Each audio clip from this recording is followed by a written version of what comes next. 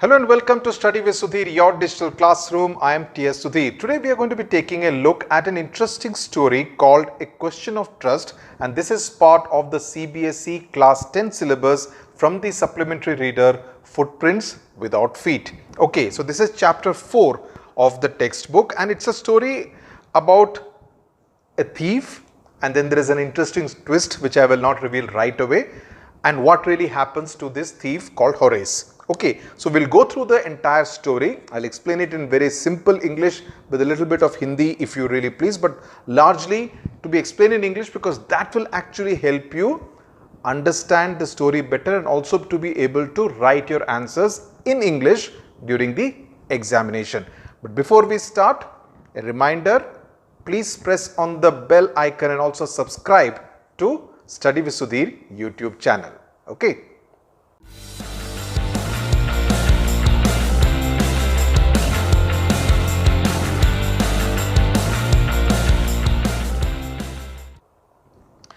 Okay, so let's get started. Everyone thought that Horace Danby was a good, honest citizen. Now, just see the way in which the sentence is actually framed. Everyone thought that Horace Danby was a good, honest citizen. So, the moment you hear this kind of sentence, कि सबको लगता था कि वे काफ़ी अच्छा और ईमानदार citizen है, okay, शहरी है. The moment you hear something like this, you immediately get the idea that obviously he is not a good and an honest citizen. So right at the outset, Victor Canning, the author of this story, is making that very clear. He was about 50 years old. So he is now giving a physical description. 50 years old and unmarried, and he lived with a housekeeper who worried over his health. In fact, he was usually very well and happy except for attacks of hay fever in this summer. He made locks and was successful enough at his business to have 2 helpers. Yes, Horace Danby was good and respectable, but not completely honest. Now, इसमें hay fever की बात की गई है, तो hay fever किस तरह की बीमारी है? Hay fever is basically a disorder that affects the nose and the throat, and it is caused by an allergy to pollen. Pollen as in जो फूलों के ऊपर pollen grain रहता है, pollen और dust, मिट्टी से भी इस तरह की एलर्जी होती है, and that is called leads to hay fever. So he says 50 years old, single, unmarried. He lived with a housekeeper who was always worried about his health because he was kind of used to kind of having attacks of hay fever, especially in the summer. And he made locks and he was successful enough at his business to have 2 helpers. So he was a successful enough businessman. Okay, but he was not an honest man. He was good and respectable, but not an honest man. And in the story, we will learn why, especially in the second paragraph, where the author gives more details about why he says he is not an honest man. That's because 15 years ago, that is at the age of 35, he had gone to jail, okay, and he had served it inside a prison library, and he will tell you why exactly inside a prison library. Because he was fond of reading, and especially he loved rare and expensive books. So he had robbed a safe every year. Each year he planned carefully the robbery, and then he would spend that money to buy rare and expensive books, and secretly bought the books he loved through an agent. Now, walking in the bright July sunshine, he felt sure that this year's robbery was going to be as successful as all the others. So which means that every year he would commit only one robbery, and he would always want to make it big so that he can buy better and rare and expensive books. For 2 weeks he had been studying the house at Shotover Grange. So Shotover Grange mein jo ghar tha, he was observing that house because he wanted to make sure that when he robs, there is no one inside the house and he can make a very clean entry and exit and take away the whatever money, the booty that he is eyeing. Looking at its rooms, its electric wiring, its paths and its garden. So it shows an attention to detail that he is a thief who actually notices a lot of things, and he wants to be very careful about what he does. This afternoon, the 2 servants at Shotover Grange, who remained in the Grange while the family was in London, had gone to the movies. So it also shows that this place is a town which is outside of London, not in London, a little distance from London, that the family lived in London and the 2 servants were there to look after this particular house. Okay. Now the 2 servants that day had gone to the movie. So he had done his homework, he had found out. that the two servants were not going to be there. He had also surveyed the garden. He had also looked at the electrical wiring, the path leading to the house, and also at its rooms, whatever was visible from the outside. Horace saw them go and he felt happy in spite of a little tickle of hay fever in his nose, because every summer, and he's already been told that it's the month of July and it's bright and sunny, and that's the time when he gets his bouts of hay fever. He came out from behind the garden wall, his tools carefully packed in a bag on his back. There were about 15,000 pounds worth of jewels in the grain safe. So he also knew how much of money was there inside the safe at the house. If he sold them one by one, that's the jewelry, he expected to get at least 5,000. So he knew how much jewelry was there, how much would it be worth, and he had also planned what he would do with that kind of jewelry. And he said there were 3 very interesting books coming up for sale in the autumn. So see, he's obviously someone who likes reading books, but he does not, despite all the kind of, books are associated with what? Educating yourself, more literacy, becoming a more refined kind of a person. But despite actually investing his time in the books, Horace actually does not kind of take any learning from the books. He goes about buying those books the wrong way. So there is an interesting irony over there. Now he would get the money he wanted to buy them. Okay.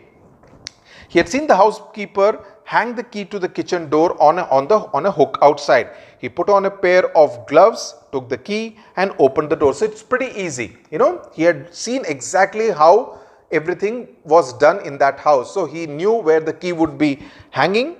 He was always careful not to leave any fingerprints, so he always wore gloves. A small dog was lying in the kitchen. Now that's again something which Horace is always very used to. It stirred, made a noise and moved its tail in a friendly way. So the dog was a harmless canine. All right, Sherry. So he also knew the name of the dog. Horace said as he passed, all you had to do to keep dogs quiet was to call them by their right names and show them love. So he knew how to handle dogs inside a house. So it also shows that he's an expert thief. The safe was in the drawing room. So drawing room के अंदर safe था जिसमें कि इतने सारे 15,000 pounds worth of jewelry रखी गई थी. Behind a rather poor painting, Horace wondered for a moment whether he should collect pictures instead of books, for a moment, because pictures also go for a lot of money. But then he thought they took up too much of space. Too much room means too much of space. In a small house, books were better. Okay, so that's what he thinks. There was a great bowl of flowers on the table. So flower vase रखा था एक बड़े से bowl में, and Horace felt his nose tickle. Pollen जिसके मैंने जिक्र किया, what I referred to. So the pollen in the flowers kind of irritated his nose. He gave a little sneeze. So he sneezed and then put down his bag which he wanted to carry the jewelry in. He carefully arranged his tools as in with which he will break open the safe.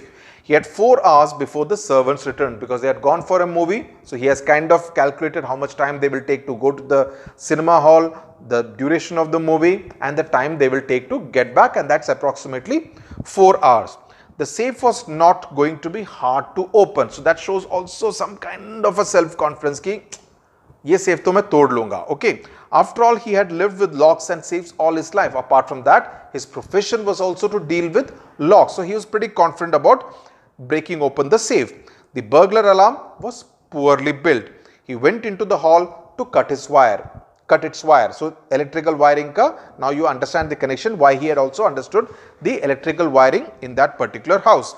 He came back and sneezed loudly as the smell of the flowers came to him again. So that pollen in the flowers was irritating his nose.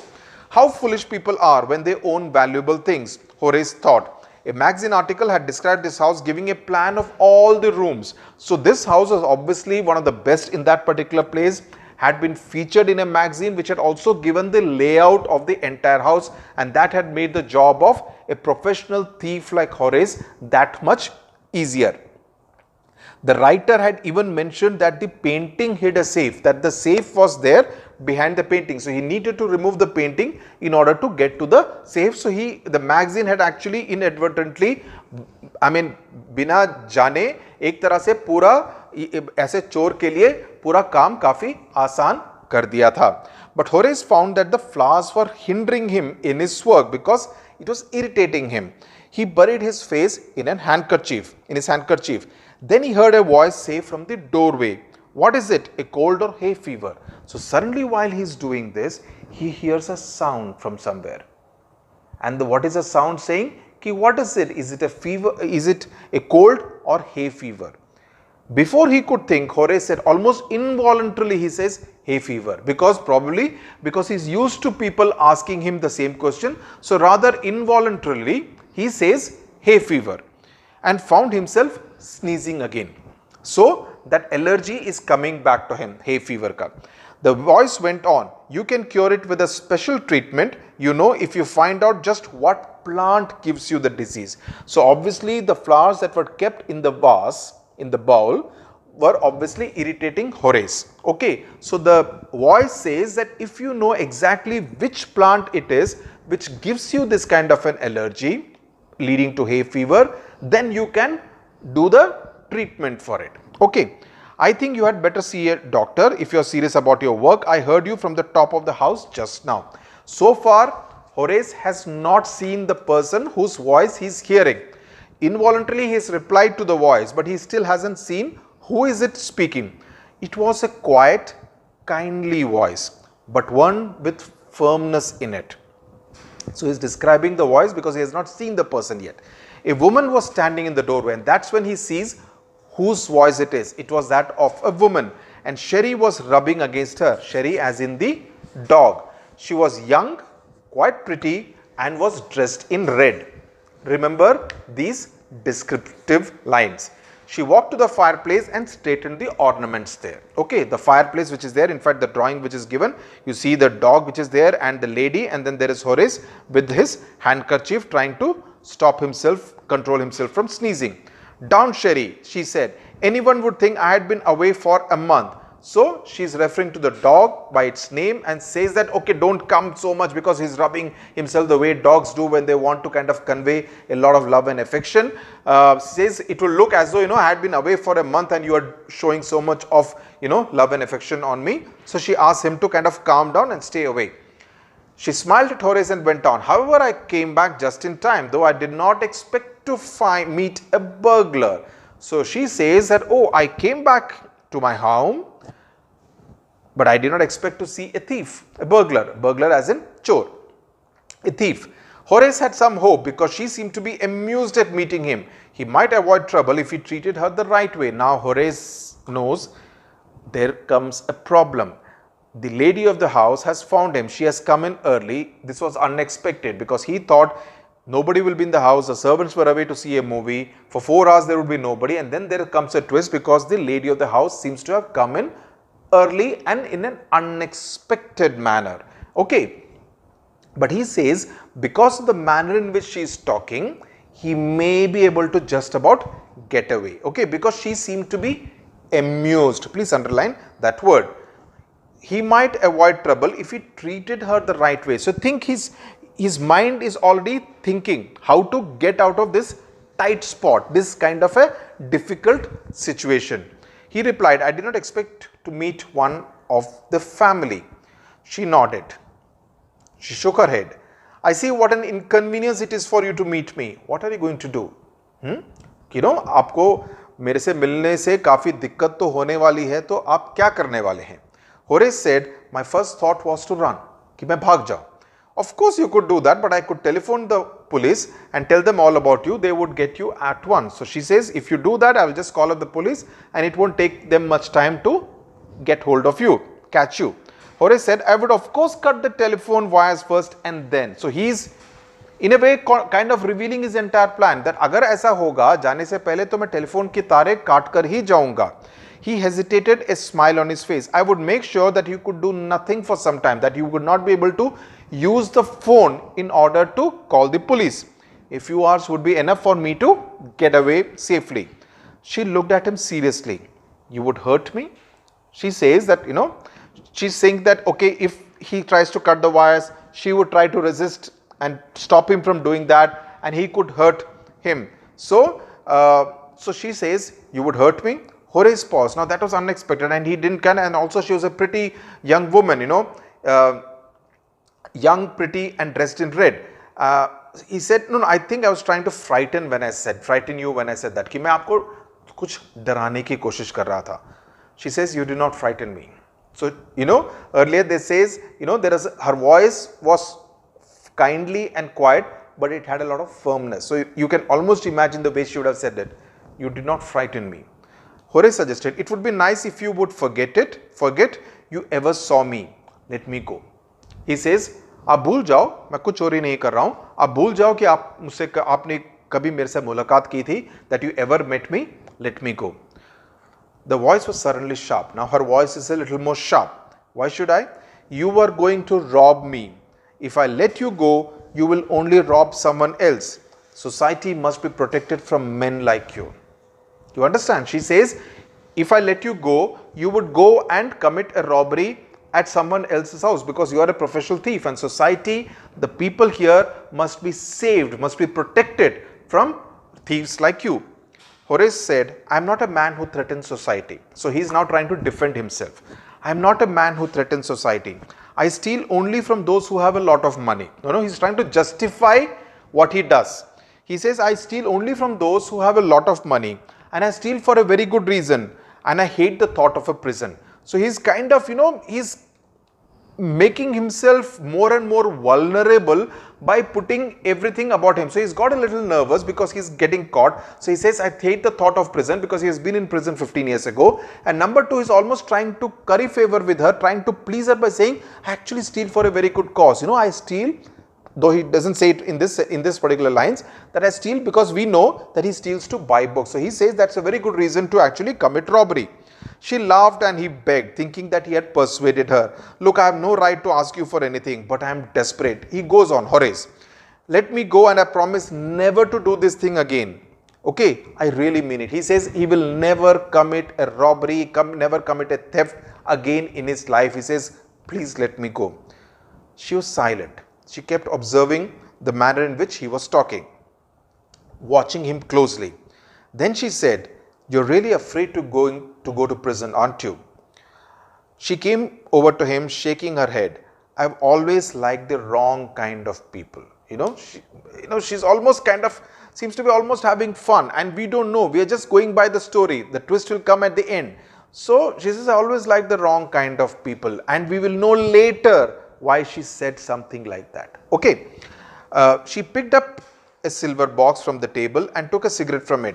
Horace, eager to please her and seeing that she might help him, took off his gloves and gave her his cigarette lighter. Now, this is an important paragraph which you need to note because there is an important aspect here that when she wants a cigarette and she wants it to be lit, he takes off his gloves because in order to kind of please her by giving her the cigarette lighter, he takes off his gloves. That is a turning point in the story. So, please mark those lines. You will let me go. He held the lighter towards her. Yes, but only if you do something for me. So now she wants an arrangement, what is called a quid pro quo. Means I do something for you, you do something for me. That's called a quid pro quo. QUIDPROQUO. Okay. Anything you say. Before we left for London, I promised my husband to take my jewels to our bank, but I left them here in the safe. I want to wear them to a party tonight, so I came down to get them. But, she doesn't complete the sentence. So, she's telling him this particular story that she needed those jewels which are there inside the safe. Horace smiled. You have forgotten the numbers to open the safe, haven't you? So, you don't know the code in order to open that secret safe which is behind the painting. Yes, replied the young lady. Just leave it to me and you will have them within an hour. But I'll have to break your safe. Don't worry about that. My husband won't be here for a month and I'll have the safe mended by that time. So she says, Tod do, I'll get it repaired, not to worry. And within an hour, Horace had opened the safe, given her the jewels and gone happily away. Tod diya, jewels de diye, chala gaya. So this was the agreement between the lady and Horace Danby. For 2 days he kept his promise to the kind young lady. To the kind young lady. Notice the words. 2 days. What was the promise he is keeping? That he will never ever commit a theft or a robbery ever in his life. That is a promise he made to the lady. On the morning of the 3rd day, however, he thought of the books he wanted. So see, there is something very positive, because people who read books, there is a certain level of respect you have. So he's feeling the thirst, the hunger to read those books in a sense. Okay. And he knew he would have to look for another safe. So though then he has kind of managed to keep his promise, but on the 3rd day, thinking of those books which he wanted to buy, he wants to kind of commit another robbery. But he never got the chance to begin his plan. Plan as in, because he does his planning. Electric wire, the path, the garden, when the people inside the house will go out, everything he plans it out. By noon, a policeman had arrested him for the jewel robbery at Shotover Grange. By afternoon that day, by noon, that is 12 o'clock, a policeman came and arrested him and accused him of the robbery at Shotover Grange. Now comes the twist. The robbery has taken place, but who committed the robbery? Horace did not commit the robbery. He opened the safe for the lady of the house, right, and gave her the jewels and he came away. Who committed the robbery then? Now comes the twist in the story. His fingerprints, for he had opened the safe without gloves, and I told you to mark the lines here, because when he removed his gloves to light the cigarette lighter for the young lady, he had removed his gloves and did not remember to put the gloves when he opened the safe again. So his fingerprints were there all over the safe. Okay. And they were all over the room also. And no one believed him when he said that the wife of the owner of the house had asked him to open the safe for her. He tells the police that I did not do anything. The lady of the house herself asked me to open the safe. The wife herself, a grey-haired, sharp-tongued woman of 60, said the story was nonsense. You understand the twist? That lady who he had met was also a thief, who had also broken into that house, but did not know how to open the safe. So she thought, okay, this thief has come, so she makes use of Horace, confuses him by making him believe that she is the lady of the house who wants help to open the safe, whereas the real lady of the house is actually a 60-year-old grey-haired, sharp-tongued lady who obviously tells the cops, the police, that she had never seen this guy, and the story that Horace is saying is absolute nonsense. Horace is now the assistant librarian in the prison. So he is serving a prison term again, but because of his interest in books, he is the assistant librarian. He often thinks of the charming, clever young lady who was in the same profession as he was and who tricked him. He gets very angry when anyone talks about honor among thieves. That people say that among thieves also there is some kind of an honor, in the sense that there is some kind of a code of ethics that follow. A thief will not cheat another thief. That's what they believe. In fact, there is a novel written by Jeffrey Archer whose title is Honor Among Thieves. So they believe that there is this kind of an unwritten code of ethics that thieves will not cheat another. But here a thief cheats another thief. That's the clever and a very interesting twist that comes right towards the end of the story. So that is the story all about by Victor Canning. A question of trust, that he trusted her and she made use of this trust in order to get away. Nowhere her fingerprints were there because the safe was opened by this guy without wearing his gloves. She sold him this story and he fell for it. It also shows that Horace had not done his homework well. He had looked at the electric wiring, the garden, how to get in, when the servants will be out, but had not bothered to find out how the owners of the house looked, who were they. He did not know that the owner of the house was a 60-year-old lady and not a young lady who he actually met. So that is the story. The questions that come are essentially about the different aspects of the story. So if you know the story well, you will be able to tackle the questions very well. For instance, the question is, Horace Dandy was a meticulous planner, but still he faltered. So you need to mention all these points that I just mentioned. Where did he go wrong and why? So easy questions. If you know the story well, you will be able to write these answers, and always quote from the story, because that will make your answers look that much better. Thank you very much for watching. I hope you enjoyed this story, and we will continue to do many more stories from CBSE Class 10 English syllabus for all you students out there. Thank you very much for watching.